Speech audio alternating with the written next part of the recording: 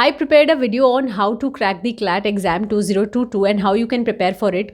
That video contains description of all the books and everything you should refer to while trying to crack the CLAT exam 2022 CLAT UG exam. But you needed more videos on it, and we all know how important it is to have a good grasp over general constitutional principles if you want to be in the top ranks of the CLAT exam 2022.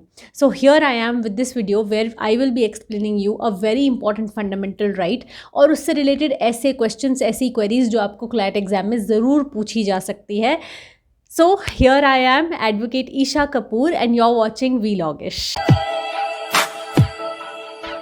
Article 14 right to equality. आप अगर school में हो या फिर आपने अपनी schooling complete कर ली है, आप एग्ज़ाम के लिए प्रिपेयर कर रहे हो, तो आपने इस कॉन्सेप्ट के बारे में बहुत सुना होगा कि आर्टिकल 14 में एक कॉन्सेप्ट एनश्राइंड है, वो इक्वालिटी का कॉन्सेप्ट है और वो इंडिया में कॉन्स्टिट्यूशन के आने की वजह से आया. बट इससे रिलेटेड और ज़्यादा क्वेरीज अब हम इस वीडियो में जानेंगे. आर्टिकल 14 स्टेट के ऊपर एक ऑब्लिगेशन कास्ट करता है. वो कहता है कि स्टेट को किसी को भी दो चीज़ें डिनाई नहीं करनी है, यानी कि स्टेट के ऊपर भी जब आप एक लॉयर बन जाओगे या फिर जब आप एक लॉ स्टूडेंट बन जाओगे सक्सेसफुली, तो आप समझ पाओगे कि इस स्टेट ये जो वर्ड है इसके इंटरप्रिटेशन पे भी, इसके मीनिंग पे भी कई सारे ऐसे कोर्ट के डिसीजंस हैं जिसमें बताया गया है कि ये सारी अथॉरिटीज़ भी स्टेट में आ सकती हैं. ज़रूरी थोड़ा है कि स्टेट में वही आएगा, गवर्नमेंट ही आएगा या प्राइम मिनिस्टर ही आएगा या प्रेसिडेंट ही आएगा, और सारी अथॉरिटीज़ भी आ सकती हैं और कई बार तो प्राइवेट इंस्टीट्यूशंस भी स्टेट की डेफिनेशन में कवर हो सकते हैं. तो ये जो स्टेट है ये बहुत बड़ा टर्म है, इसको आपको कभी छोटा नहीं समझना है. स्टेट को डिनाई नहीं करनी है दो चीज़ें आर्टिकल 14 के हिसाब से. One is equality before the law and the other is equal protection of the laws. Equality before the law, हमने ये कॉन्सेप्ट बहुत सुना है, लेकिन हमें एक चीज़ एग्जाम के लिए ध्यान रखनी है कि ये जो टर्म है इक्वालिटी बिफोर द लॉ, ये आया है, हमने इसे अडॉप्ट किया है, एक इंग्लिश डॉक्ट्रिन है रूल ऑफ लॉ का, कि हमेशा लॉ प्रिवेल करना चाहिए और उससे ऊपर कुछ नहीं. जो एस्टैब्लिश्ड लॉ है वो प्रिवेल करेगा, और अगर आप सिमिलरली सिचुएटेड लोग हो तो आपको इक्वली ट्रीट किया जाएगा. लॉ की नज़रों में आप इक्वल हैं. ये हमने रूल ऑफ लॉ के डॉक्ट्रिन से भी लिया, साथ ही हमने ये आयरिश कॉन्स्टिट्यूशन से भी लाया प्रिंसिपल, यानी कि आयरलैंड के कॉन्स्टिट्यूशन से. दूसरी चीज़ जो आपको डिनाई नहीं करनी है वो है equal protection of the laws, which is coming from first section of the 14th amendment to the US constitution, that means the American constitution. वहाँ पे एक अमेंडमेंट आया 14th कॉन्स्टिट्यूशन, जहाँ से इस प्रिंसिपल की बात की गई, जहाँ पे बोला गया कि लॉ सभी के लिए इक्वली अप्लाई करेगी. अगर आपको किसी लॉ से प्रोटेक्शन मिल रहा है तो वो इक्वली मिलेगा अगर आप सिमिलरली सिचुएटेड हैं. तो यही क्रक्स है आर्टिकल 14 का. अब अगर आप आर्टिकल 14 में इंटरेस्टेड हैं और क्लैट एग्जाम में इतना इंटरेस्टेड हैं, तो एक इन्फॉर्मेशन है जो मुझे केसेस पे जाने से पहले, यानी कि इस कॉन्सेप्ट को और ज़्यादा एक्सप्लेन करने से पहले आपको बतानी बहुत ज़रूरी हो जाती है. क्लैट एग्जाम के लिए आप प्रिपेयर तो कर रहे हो, बट क्या आपको पता है कि इसके लिए मॉक टेस्ट देने की कितनी ज़्यादा इंपॉर्टेंस है? और what's better than getting free mock test for your preparation of CLAT exam? So yes, Oliveboard approached me with a similar idea. I have their notification right before me and I will also be giving snapshots of this notification on your screen. So I got to know that they are giving free mock test for all the CLAT 2022 aspirants. अगर आप मुझे मेरी बात को पूरा सुने बिना भी सीधा क्लैट एस्पिरेंट्स के लिए मॉक टेस्ट पे जाना चाहते हो तो डिस्क्रिप्शन बॉक्स में जाओ, वहाँ पर आपको एक लिंक दिया हुआ है, उस पर क्लिक करो. वहाँ पर आपको अपनी सिंपल इन्फॉर्मेशन फिल करके ये सारे मॉक टेस्ट मिल जाएंगे. मैं यहाँ पे देख पा रही हूँ कि अगर मैं यहाँ पे लॉगिन कर रही हूँ तो मुझे 40 मॉक टेस्ट, 100 टॉपिक टेस्ट, यानी कि अलग अलग टॉपिक पे जो आपके लिए टेस्ट क्यूरेट होते हैं. मान लो आज आपने इक्वालिटी का टॉपिक पढ़ लिया या फिर आपने फंडामेंटल राइट्स पढ़ लिया, तो आप उस टॉपिक पे टेस्ट देना चाहते हो, वैसे करके टेस्ट भी यहाँ पर हैं.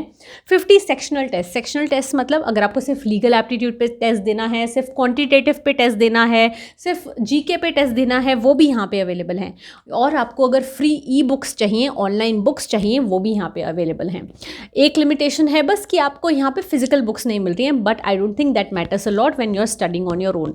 यहाँ से अगर आपको चाहिए तो आप उसकी प्रिंट आउट भी अपने मटीरियल की कर सकते हो, और आपको थोड़ा सा टेक सेवी हो जाना चाहिए अभी, अगर आप प्रिपरेशन ऐसे में कर रहे हो, स्कूल में हो, साथ ही साथ आप एक ऐसी प्रिपरेशन करना चाहते हो जो आपको ज़्यादा एक्सपेंसिव ना हो.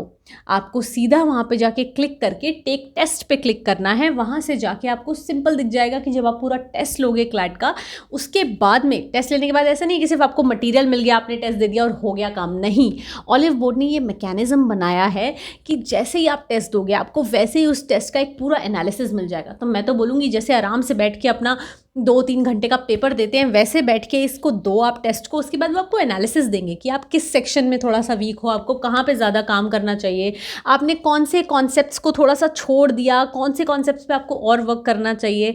तो ऐसे ही नहीं इन्होंने क्लैट AIR4 वाले स्टूडेंट को एक तरह से उस AIR4 रैंक तक पहुंचाया है। I think olive board is a great platform for all you CLAT aspirants. If you want to prepare for it, go ahead, click on the link given in the description box, and do not forget to use my code VLOGISH if you want to get a discount. There is a special discount offer for all you students in case you want to go ahead and purchase.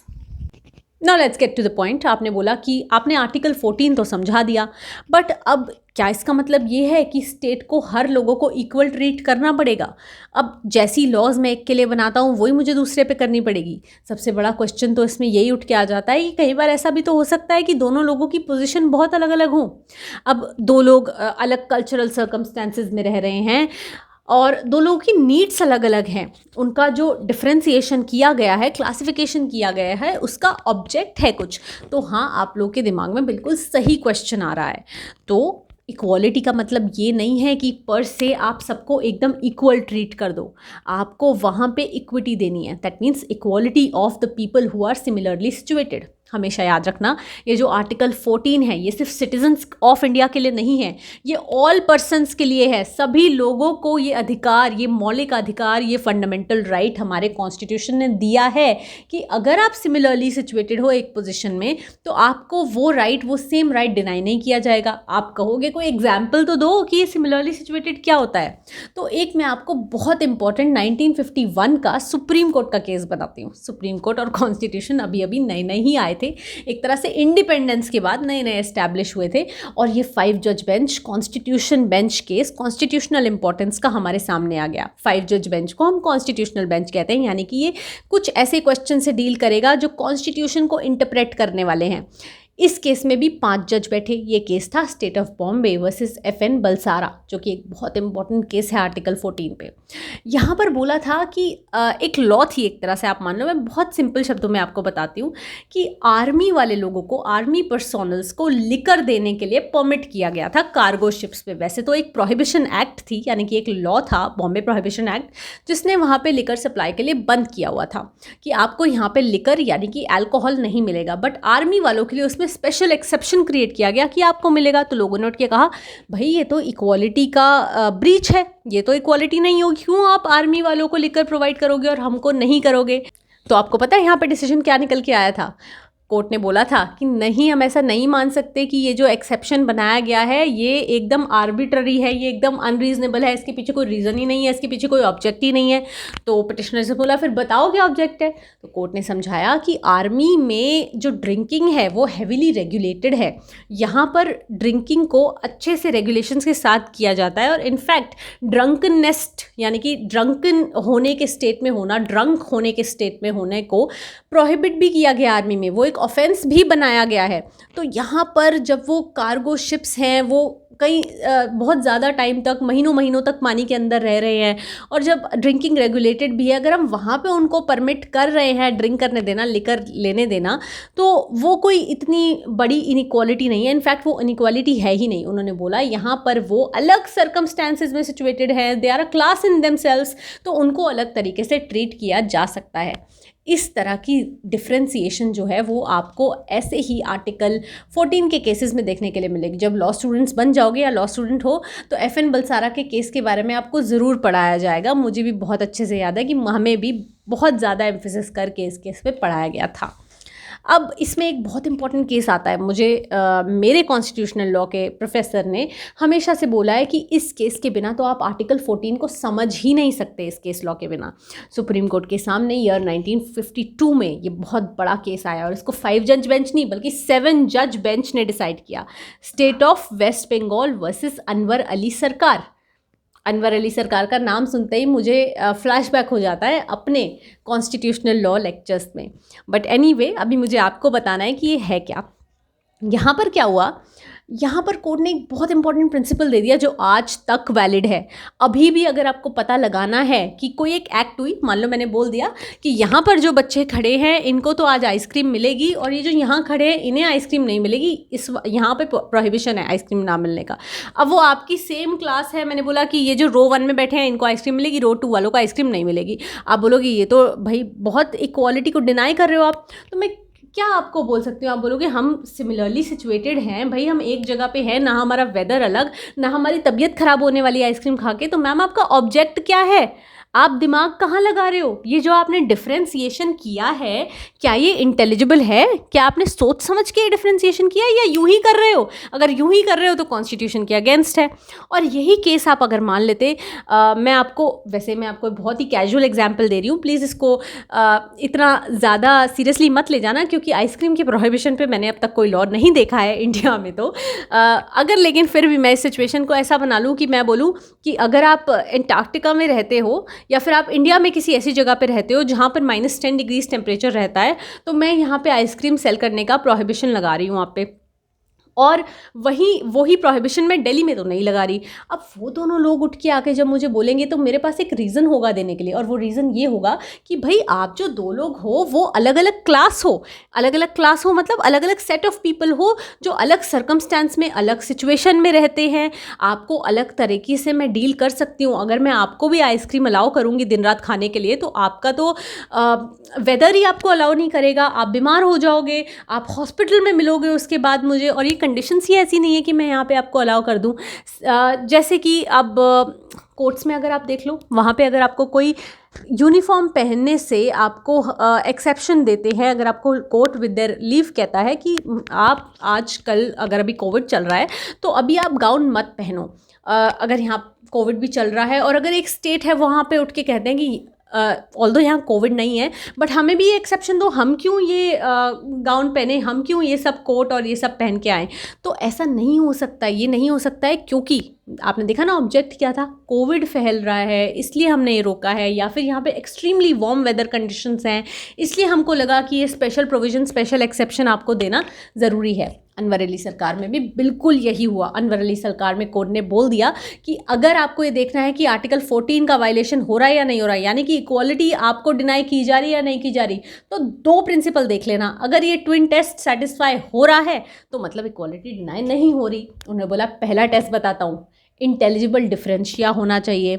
Intelligible differentia आपकी classification का basis, यानी कि अगर आप दो लोगों को unequally treat कर रहे हो तो वो जो डिफरेंशिएशन है, वो जो डिफरेंस आप उन दोनों के बीच में कर रहे हो, वो इंटेलिजिबल, किसी इंटेलिजेंट रीज़न पे बेस्ड होना चाहिए। रीज़न पे मैं यहाँ पे बार बार स्ट्रेस कर रही हूँ। सेकेंड चीज़, अब अगर वो जो रीज़न पे स्टेट है ना, बेस्ड है, मतलब वो जो डिफरेंशिएशन है उसका ऑब्जेक्टिव से लिंक होना चाहिए। मतलब आपके दिमाग में एक ऑब्जेक्ट होना चाहिए कि मैं इसलिए कर रही हूँ। जैसे आइसक्रीम मैं क्यों रोक रही थी, वेलफेयर ऑफ पीपल के लिए। या ड्रेस में मैं एक्सेप्शन जो दे रही थी, कोर्ट में जो यूनिफॉर्म पहने, वो मैं इसलिए दे रही थी कि ताकि वेदर कंडीशंस की वजह से इनको बहुत ज़्यादा अनकम्फर्टेबल या सफोकेटेड फील ना हो, ये मेरा ऑब्जेक्ट था। तो क्या मेरे इस डिफ्रेंशिएशन को करने से ये ऑब्जेक्ट सेटिस्फाई हो रहा है? कोर्ट ने बोला दूसरा प्रिंसिपल है कि ये जो आपका डिफरेंशिएशन है और ये ऑब्जेक्ट है, इनके बीच में एक नेक्सस, एक कनेक्शन होना चाहिए कि हाँ, मेरा ये जो अल्टीमेट ऑब्जेक्ट, अल्टीमेट गोल मेरे माइंड में है कि मैं इसलिए ये डिफरेंशिएशन कर रही हूँ, उससे ये डिफरेंशिएशन को करने से क्या मेरा वो अल्टीमेट गोल जो मेरे माइंड में है वो सेटिस्फाई हो रहा है या नहीं हो रहा है। अब बहुत ज़्यादा इस चीज़ को ना आगे ले जाते हुए मैं आपको एक बहुत इंपॉर्टेंट बात बताना चाहती हूँ, जो मेरा एक मोस्ट इम्पॉर्टेंट नहीं बट मोस्ट फेवरेट केस है, जिससे आपको बहुत हेल्प मिलेगी समझने में। ये केस है दीपक सिब्बल वर्सेस पंजाब यूनिवर्सिटी का। ये 1989 का सुप्रीम कोर्ट का अगेन केस है। ये कॉन्स्टिट्यूशन बेंच केस तो नहीं है, और इसमें अनवर अली सरकार, चिरंजीत लाल चौधरी और भी बहुत सारे केसेस, FN बलसारा, बीच के भी और केसेस जो हमने अभी इतना डिटेल में नहीं पढ़े हैं क्योंकि हम क्लैट के लिए प्रिपेयर कर रहे हैं, वो सारे फॉलो हुए थे। इस केस में सुप्रीम कोर्ट के सामने एक चैलेंज आ गया बहुत बड़ा। अब एक LLB कोर्स में एडमिशन लेने के लिए, जो एक इवनिंग क्लासेस वाला कोर्स था, वहाँ पे ना इवनिंग क्लासेस में एडमिशन लेने के लिए एक चीज़ को सेटिस्फाई करना पड़ता था कि आप रेगुलर एम्प्लॉय होने चाहिए गवर्नमेंट सर्विस में। रेगुलर एम्प्लॉय में मतलब आपकी कैटेगरी जो होनी चाहिए वो रेगुलर एम्प्लॉय की होनी चाहिए। अब 2 लोग थे जिन्होंने उस इवनिंग कोर्स में एडमिशन लेने की कोशिश की, बट उन्हें डिनाई कर दिया। कभी इस ग्राउंड पे कि आप गवर्नमेंट एम्प्लॉय नहीं हो, कभी इस ग्राउंड पे कि आप रेगुलर गवर्नमेंट एम्प्लॉय नहीं हो, यानी कि आप कॉन्ट्रैक्ट बेसिस पे हो। लेकिन जब वो सुप्रीम कोर्ट के सामने चले गए, उन्होंने बोला ये तो बड़ी गलत बात है भाई। अब अगर आप किसी को इस बेसिस पे नहीं आप इवनिंग क्लासेस अटेंड करने दोगे कि आप रेगुलर गवर्नमेंट एम्प्लॉय नहीं हो और आप प्राइवेट इंस्टीट्यूशन में कोई जॉब होल्ड करते हो, तो इस इवनिंग कोर्स को बनाने का तो पूरा ऑब्जेक्टिव ही ख़त्म हो जाएगा। तो कोर्ट ने बोला चलो देखते हैं कि इवनिंग कोर्स क्यों बना था। और जब वो इस बात को देखने गए तो पता चला इवनिंग कोर्स स्पेशली उन लोगों के लिए बना था जो वर्किंग लोग हैं, वो फिर भी पढ़ना चाहते हैं, इसलिए वो सुबह अपनी जॉब करके शाम को आके ये इवनिंग कोर्स को अटेंड कर सकें। कोर्ट को पता लगा कि ऑब्जेक्ट तो ये है। कोर्ट ने देखा अच्छा ठीक है, डिफ्रेंसिएशन देखते हैं क्या हुआ है जिस बेसिस पे ये कह रहे हैं कि हमें इक्वली नहीं ट्रीट किया गया और आर्टिकल 14 को वायलेट किया गया है। जब कोर्ट ने डिफ्रेंसिएशन देखा तो वो था प्राइवेट और गवर्नमेंट एम्प्लॉयज़ के बीच में। कोर्ट ने बोला ये प्राइवेट और गवर्नमेंट एम्प्लॉयज़ के बीच में इतना बड़ा फ़र्क क्यों कर रहे हो, जब आपका ऑब्जेक्ट ये है कि सब लोग जो सुबह काम करते हैं उनको शाम को एजुकेशन मिल जानी चाहिए अगर वो पढ़ना चाहते हैं। तो उन्होंने बोला कि यहाँ पर जो टेस्ट है ना वो ये देखना था कि जो प्राइवेट और गवर्नमेंट एम्प्लॉयज़ हैं क्या दोनों की एक ही प्रॉब्लम है कि दोनों ही सुबह काम करते हैं और उनको शाम के लिए क्लासेस चाहिए, क्या दोनों के वो जो एक डिसएडवांटेज है अपनी पोजीशन की वो सेम है।